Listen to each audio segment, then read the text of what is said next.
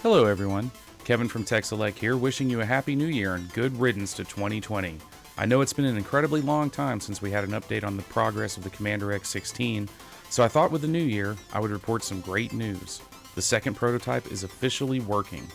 Well, mostly. The second unit was built earlier this year with some amount of haste. There was a plan to present the machine at BCF East in New Jersey, and by the time we found out we were going, time was really short to get it ready.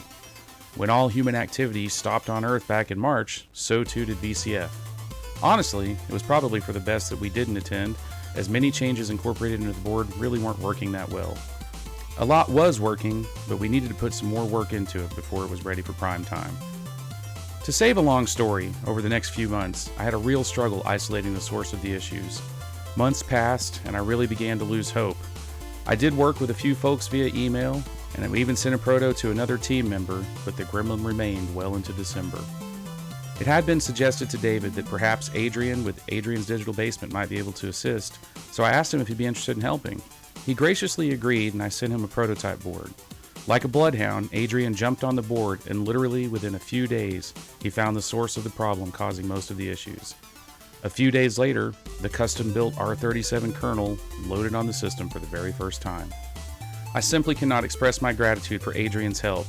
I was lost in the weeds, and without him, I really don't know if I've been able to put it back together.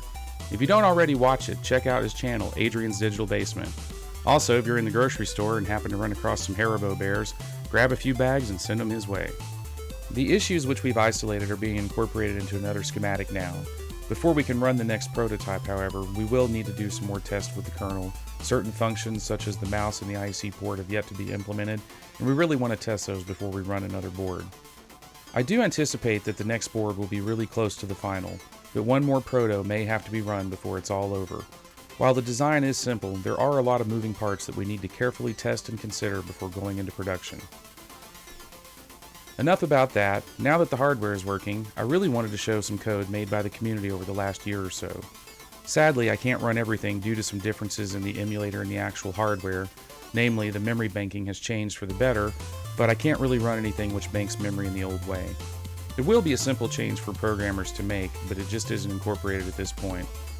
Also, I'm stuck at running at 4 MHz for the moment due to a keyboard routine issue, so things may look a little slower than normal. Around noon today, I decided I would throw this video together, so I downloaded nearly every program on the Commander X16 website and tried running them and captured them to video. Sorry for not crediting anyone directly, but I wanted to get this out before the end of the year. Please check the CommanderX16.com website for the emulator, the programs I show here, and many more that I can't run. You can actually run them all on your own. Now, please enjoy.